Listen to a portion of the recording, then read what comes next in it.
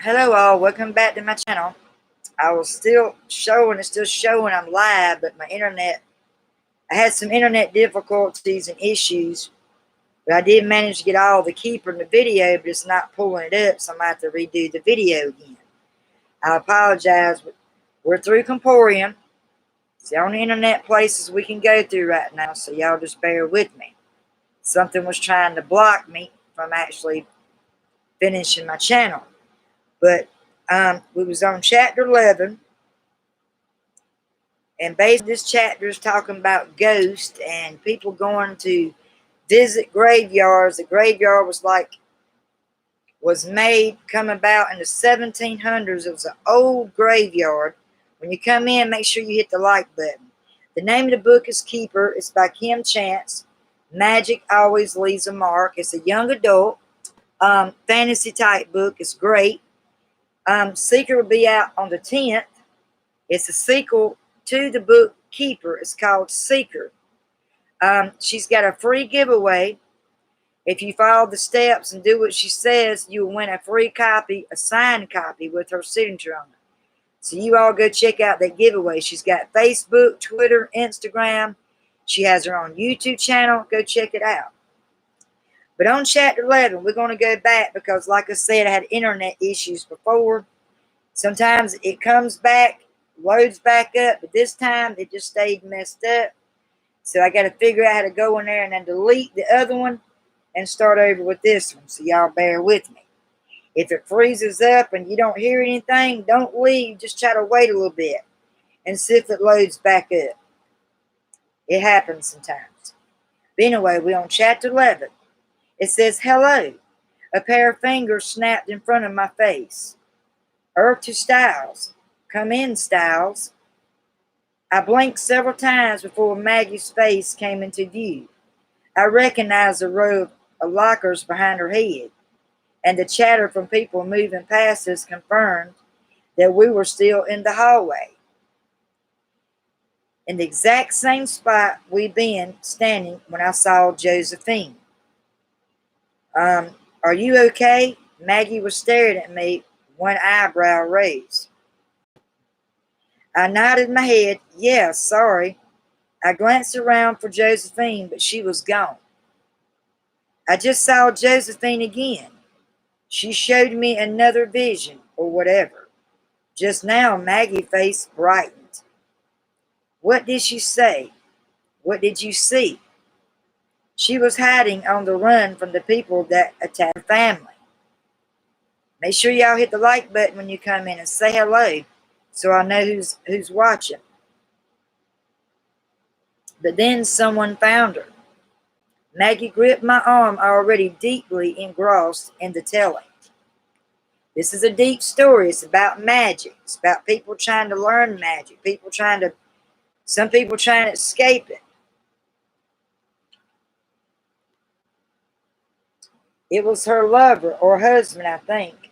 I continued. Josephine thought, he's been murdered like the others, but he managed to escape. And, Maggie demanded, well, what happened next? I won't let anyone hurt you, Joe. The words echoed in my ears, and a hot flush crept up on my neck as the corresponding images ripped through my thoughts. It was uncomfortable being so present in someone else's tender moment, especially considering my own experience in the love department was limited at best. I shrugged. Nothing. They just reconnected, that's all. Reconnect. Oh, Maggie's knowing grin made the fire under my skin burn even hotter. Thankfully, she didn't press me further. She's obviously showing you these things on purpose. But why, though? There's a little mystery going on in this chapter section of this book, the story. And it just gets better and more deeper and better. As long as you follow along and you just keep keeping up with it, it gets really better with this. I feel like she's trying to tell me something, I said, but I have no idea what. Well, all the more reason for us to check out that supermoon tonight.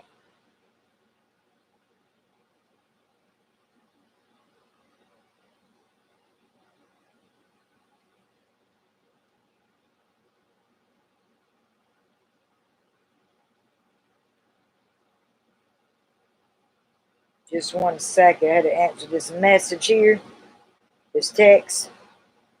But anyway, there's a lot of mysterious things going on with chapter 11 here.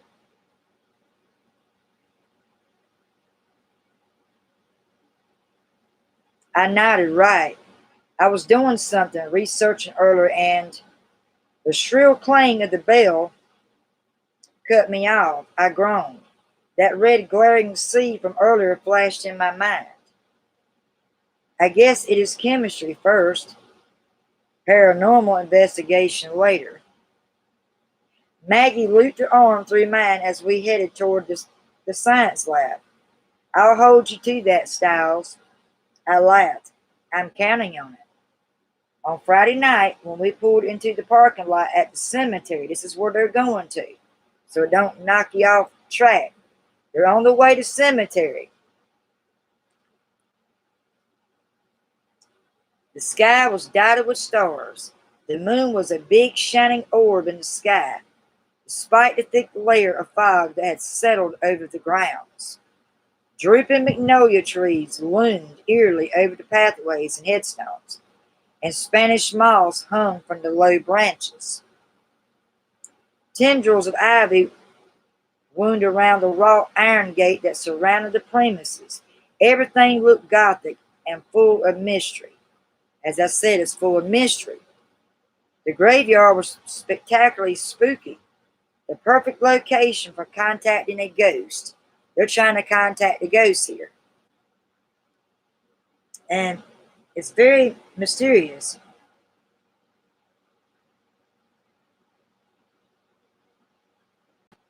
I'm still here. Y'all just give me a second.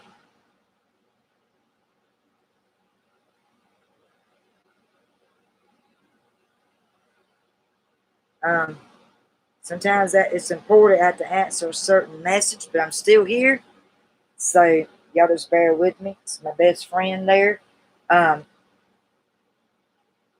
it looks like something right out of Edgar Allan Poe's Tales of Mystery and Imagination. I said, scrunching my nose. Doesn't they? Doesn't it, though? Maggie beamed, peering eagerly out the window. It's certainly creepy enough. This is one of the oldest cemeteries in the state, Maggie said.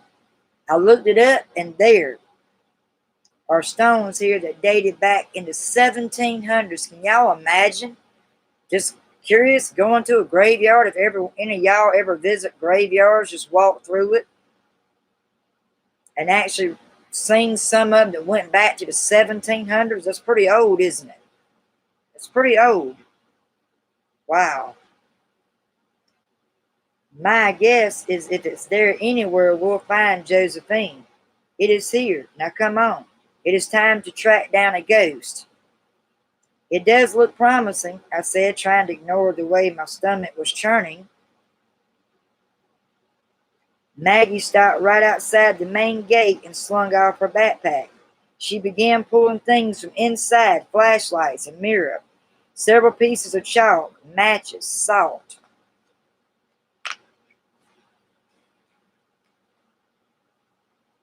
Candles, a thick white crystal on a string, and arranging them neatly on the pavement. Whoa, Mary Poppins, I said, staring at the supplies. What is all this? I'd done a lot of reading on supermoons, but nothing I read mentioned that the arsenal Maggie was assembling. She rolled her eyes. Contacting the spirit world is complicated, Styles. I wasn't sure what we need. I had to come prepared. Right. I guess I didn't know that. A dead panned Sinias for Dummies was exactly high on my reading list. Maggie glared at me for a minute before turning her attention back to her supplies. She pulled a composition book from her bag and flipped onto a page covered in her messy scrawl. Just give me a few minutes to make sure I've got it all in order. She wants to be balanced, have everything organized on her. That's really important.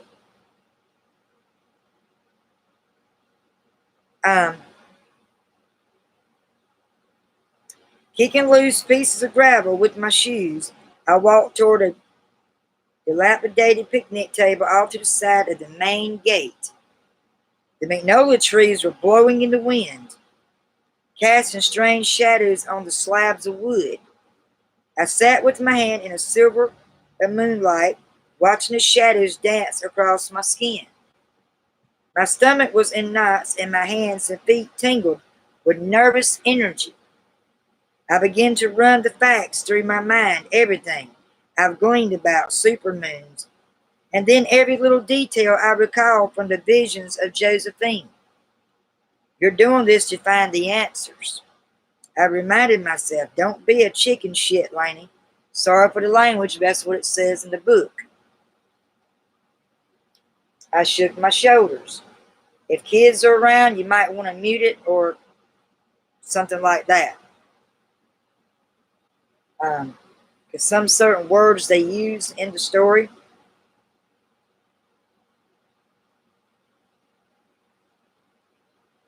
I shook my shoulders out and took a deep breath.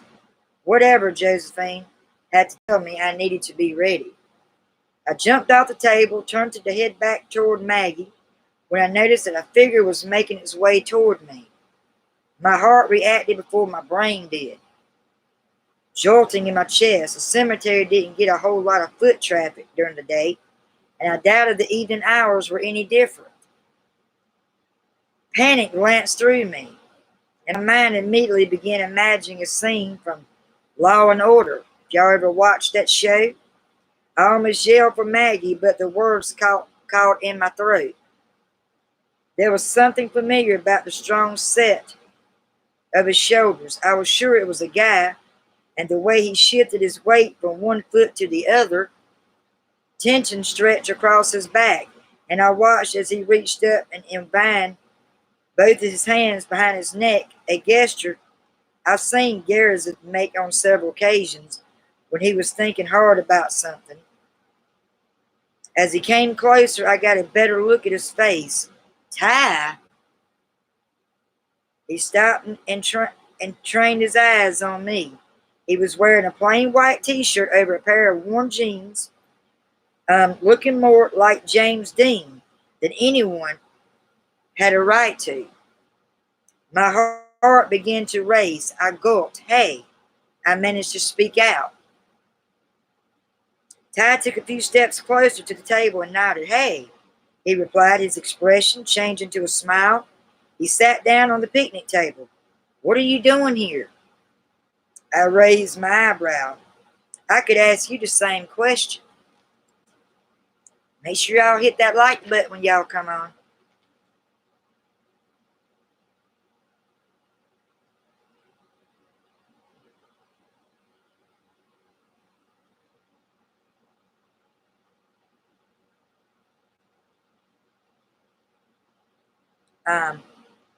Ty shrugged. I like to go for walks in the evening. It helps me clear my mind. And a cemetery is your idea of a good place for a leisurely scroll? A strange expression crossed Ty's face. I couldn't place it, and it was quickly replaced by his usual half smile. Why not? A beam of light cut through the darkness, landing on Ty's face. He squinted and raised a hand. Oh, it is you, Maggie said, walking over her flashlight, still aimed at his face. What are you doing here, pretty face? My cheeks flamed. Maggie? What? Maggie looked at me for a second and then trained her eyes back on Ty. Seriously? What are you doing here? Just walking. It's a beautiful night. Ty gestured to the sky. The full moon was silver, orbs shining brightly against the velvet backdrop of the night sky. Maggie said. Well, if you're here, you might as well help. She tossed him one of the flashlights and gave me an obvious wink. Come on. Ty grabbed the flashlight out of the air. And what exactly we're doing? We're doing research, I blurted out, for a history project. There was no way I was about to admit the real reason behind our visit to this graveyard. Maggie snorted but didn't contradict me. She just rolled her eyes and gave me a look that said, "Really, Styles?" I pushed past her and walked through the front gate. I wasn't sure how I was going to explain to Maggie's bag of supplies or to keep Ty from thinking we were both complete nut jobs, but I was determined to try. I moved through the headstones, reading out the names in my head as I passed. Laney. I jumped, a cool shiver cascading down my spine. The voice whispered again in my ear, "Laney." I twisted my head back and forth a few times before I saw her. Josephine was standing under a tall tree, waving her arms. Her eyes were wide and her lips were moving, but no sound came out. The look on her face set an alarm bell off in my head. "You okay?" Ty was at my shoulder, silhouetted by the moonlight. "Yeah, sorry," I said as Josephine blinked back into the shadows. "I thought I saw something. I wasn't sure what else to say." "Well, we are in a graveyard," Ty said with a smile, though it didn't reach his eyes. Maybe it was a ghost. I swallowed. "Yeah, maybe. You have no idea how right you are." I waited for a few seconds, but Josephine didn't reappear. I headed toward Maggie, a feeling gnawing at my mind. Something was wrong. "Laney." This time her voice was as light as the wind, barely above a whisper, but with a resonating undercurrent that made my entire body tense. "Josephine," I whispered into the darkness. I was trying not to panic, but the look I've seen on her face was disconcerting. A layer of goosebumps popped up, coating my skin. The air itself seemed suspended, as if it was waiting for something. "Mags," I broke off. A strange pressure wrapped around me, and I couldn't breathe. My heart thumped in my chest, and every nerve cell in my body prickled. "What's wrong?" Maggie peered at my side. It took all my effort to respond. The pressure squeezed me like a vice. "I don't know." I managed to whisper, "but I saw her. Josephine's here."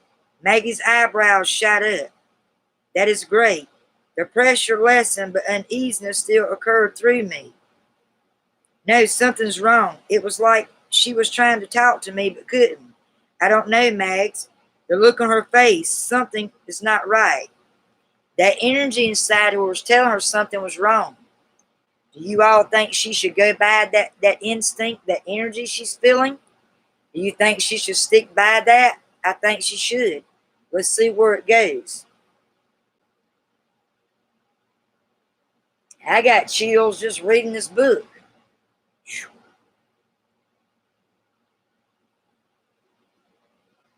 "You guys okay?" Ty appeared beside us and we both jumped. "Holy crap, kittens," Maggie squealed, smacking Ty with her hand. "Don't you know not to creep up on someone to the middle of the cemetery?" "Sorry, wasn't trying to scare you."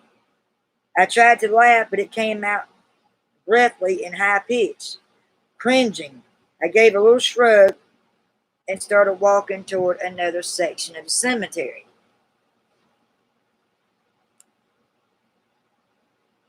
"Maybe if I'm alone, she'll come back." Glancing behind me to make sure I was out of earshot, I whispered, "Josephine, are you there?"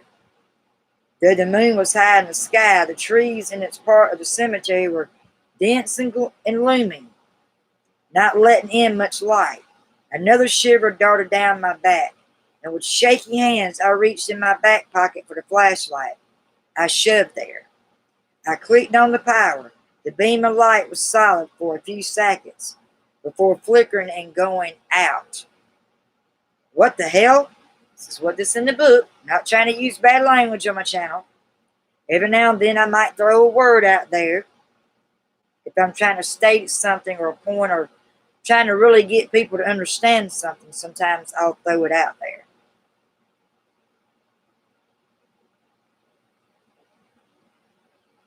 I tapped the flashlight against the palm of my hand, and I clicked the button a few times. Nothing. It was completely dead. I turned around, but it had become so dark I could hardly see 2 feet in front of me. The hair on the back of my neck stood up, and my breathing seemed to echo back at me across the eerily quiet groove of the trees. Though I could hear their voices far further away than I thought, I couldn't see Maggie or Tab from where I was standing. Too far, Styles, a little too far. I shook my head and turned back the way I came. I'm going to get back to Maggie, and we're going to get the hell out of here. We're going to. The breath caught me in my throat, and I stared at the ground, my eyes refusing to accept the sight. A long, thick vine was creeping toward me, slithering like a snake across the grass. It was trying to tie her up, this tree and vines now. Make sure you comment. A nice hello would be nice too when y'all come on. And hit that like button. You support me and I'll support your channel any way I can. Sending love and light to y'all's way. That's a positive attitude sending to y'all. You're seeing things. The ever faithful voice of reasoning whispered, but I shook my head. No, this was real. The realization barely registered when the vine jerked toward me, snapping, twisting as it wrapped around my ankle and yanked me forward. I landed hard on my backside, all the wind knocked out of me. Another thick vine wrapped around my arm and recircled my hand and wrist. I shrieked and kicked at the vine, but it was too fast and too strong. Using the flashlight in my free hand as a weapon, I tried to plunge in the vine holding my wrist. The tree above me swayed, its limbs moving like a puppet master, working its marionette. I screamed as one of the branches dipped down and wrapped around my waist, yanking me to my feet. It pulled me toward the thick trunk of one tree, the vines tightening around my arms and legs. Laney, a voice called, but it sounded a million miles away. Help! I wailed, struggling against the tree. Hot tears burned my eyes, and I blinked rapidly, trying to clear them. The trunk of the tree was vibrating, and the rough bark against my back was hot, like the surface of an oven. Wind whipped through my hair, and I swore I heard laughter in the leaves as they enveloped me. Please, I choked out, please let me go. The tree responded by squeezing me tighter. I cried out, and the movement created a painful pressure in my chest. I'm going to die. I tried to move, to scream. Every cell of my body was wailing in pain. The tree held me so tightly I couldn't have moved it if I wanted to. The branches continued to loop over my body. The leaves coursed against my skin. It was getting harder to breathe. The vines ripped across me. My brain hurled the image of a boa constrictor in front of my eyes. And it was then that I knew I'm already dying. Uncontrollable tears gushed down my cheeks as I waited for the inedible. The branches got tighter. The tree isn't going to suffocate you like a boa. It's going to kill you from lack of blood circulation to your vital organs. The voice in my head spoke like a teacher giving a lecture. No emotion, just the cold, hard facts. Your circulatory system is malfunctioning. Your arterial pressure is dropping, and your venosa pressure is skyrocketing. Your blood cells are beginning to what? It's beginning to close off. Laney, the voice was closer this time. But I knew by that time they reached me and it would be too late. Your heart is going to give out. It won't be long now. No, my voice was strained and the cry was barely audible. No, I don't want to die tonight. I fought against the scientific voice. No, warmth bloomed in the pit of my stomach and began to spread throughout my body. I will not die tonight. Every part of me screamed in agony as both pain and heat surged through my veins. I will not die tonight, she said at the very last. I opened my mouth and with the last breath in my lungs, screamed into the darkness, No! A brilliant flash of green light exploded in front of my eyes, responding to my call. It lit up the dark space like a firework, and with a blast of cold air, I slammed into the grass. The tree had released me. The good force of magic come in and saved this person. Y'all getting the picture of what's going on? The tree was like the darkness. It was happening. It was right. It was wrapping her up, trying to squeeze every life out of her, trying to kill her. But the good magic come in and it saved her. Got chills about this, but y'all see my chills?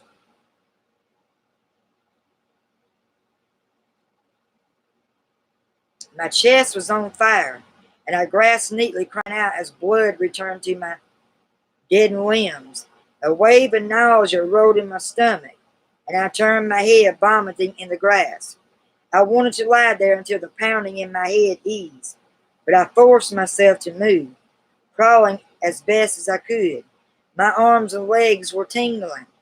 The same feeling as when you knock your funny bone or you sleep on your arm the wrong way. It's that same kind of feeling. Every inch sent a spasm of pain through me. I clenched my teeth and kept crawling. A shadow crossed over me. Something strong reached down and gripped my wrist, pulling me to my feet. I thrashed wildly and tried to pull away, but the hold was firm and unyielding. Warm hands, my brain quietly supplied.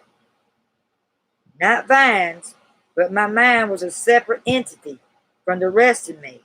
All I could focus on was the panic coursing through me. Laney, it is just me. Open your eyes. The voice screaming at me was gruff, and my heart fluttered as if I recognized the sound. But it wasn't enough. Please, not again. I whimpered, waiting for the tree to claim me once more. The hands around my arms tightened. Damn it, Laney, open your eyes. My body obeyed and my eyes shot open. A pair of wide, concerned eyes were peering back at me. My heart thumped, but the tremors that shook my body were more powerful. And the panic that held me captive was only gaining strength. Tears burned my eyes as I stared uncomprehending into those blue eyes. Don't worry, I've got you. You're safe. You're safe. The tiny voice in my head whispered those words in my ear. But before I had time to process them, the hands that held me pulled me forward and wrapped around me. I resisted, pushing and twisting against my capture, my fingernails taken against the solid wall of flesh. Ty tightened his grip. It's okay, Laney, I've got you. Ty? The echo in my ears made my heart begin to pound. I smell spearmint. Ty, my mind whispered louder this time. It was starting to reconnect with the rest of my body. I stopped struggling. My senses were returning to me.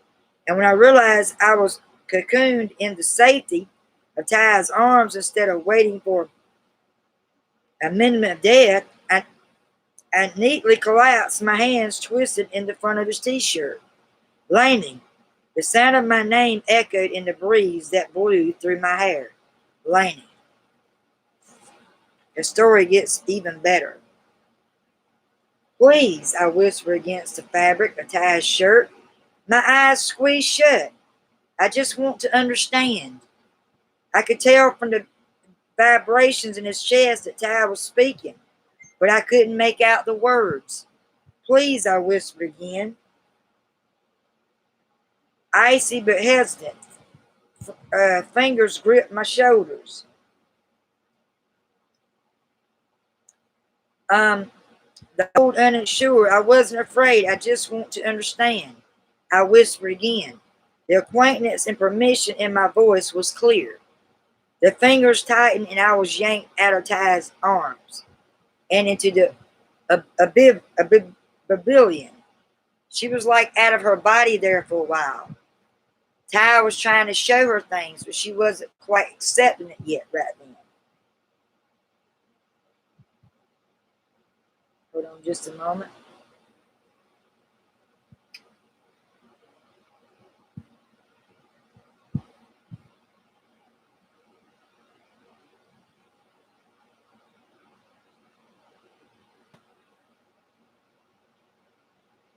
And that's the end of chapter 11. That's where I stopped at. But I had internet issues before when I was still live like I am now. And it's still showing I'm live, so y'all just ignored that first video. This is the remake, and I had to redo it. And I hope you all like Keeper, and you're going to order you copies soon. Chant, she's great. Magic always leaves a mark. It does. I love the theme of this book. I love the way her book was designed. She worked very hard to come up with these characters: Lainey, Maggie, Styles, Ty. And I can tell you, my two favorite characters is probably Lainey and Ty. I like Styles too. I also like Maggie, and I really like all of them, but my two favorites would be Lainey and Ty. Because they're really ambitious, they're mischievous, they're mysterious, they're curious, they want to know things. They take a shot at head first at things. Maggie is like a comic book artist. She's into comic stuff. She's awesome too. She inspires the other people, tries to keep people in gear a lot. And you'll learn more because they switch back and forth sometimes with the characters on Keeper. And stay tuned. Seeker is going to be out September 10th. What that is a sequel to Keeper. So therefore, you have to get through this book in order to understand Seeker. And Kim seems to think Seeker's her best book than this one. There's more added to it. Stay tuned for that. And I just entered in a free giveaway. Those who followed the prompts, the steps, the instructions, you'll get a free copy of Seeker with her signature, a copy of her signature, a signed copy. You get a free signed copy of Seeker. So you all go on Facebook, Instagram, or Twitter, follow her, go from there, and see if you can win that free giveaway. I'm all for it, guys. I hope y'all had a great week. You're staying balanced with yourself. And what I mean by balance, there's things that goes on in our lives that we fight every day. That's negative thoughts, people being negative towards you, not supporting you. You push that aside and you go for whatever works for you. You got to make yourself happy. You got to do what works for you, you all. And the only way to balance yourself is to find yourself. Learn to love yourself. And most things, let go of attachment. There's some things you got attachment of. Let go of it. So you can intervene your positive energies. When they start coming in, things will start falling into place and you'll get your balance. Well, I hope this book is going to keep y'all coming back on Fridays, because I do story time on Fridays. Either Monday or Tuesday. It varies with the school going on and how my boyfriend's partner is. He's only supposed to be going a half a day today. I don't know what's going on. I didn't find that out till early this morning before my partner went to work. If you have any questions, feel free to comment. And if you like my channel, you enjoy me reading my story time, feel free to hit that like button, subscribe to my channel. Don't forget to click on that bell. Stay tuned for more live streams going live to come. There are going to be some giveaways of some books that I'm still doing coming up. I don't have it set yet, but I got to balance some other things out, and then I'll be working on that. You all stay tuned. Have a great Friday, and God bless everyone. And remember, if you haven't ordered a Keeper, please order you a copy today. It is amazing, amazing characters. If you like young adult and fantasy, this is the book for you. Thanks, guys. I'm sending love and light to your way. Bye now.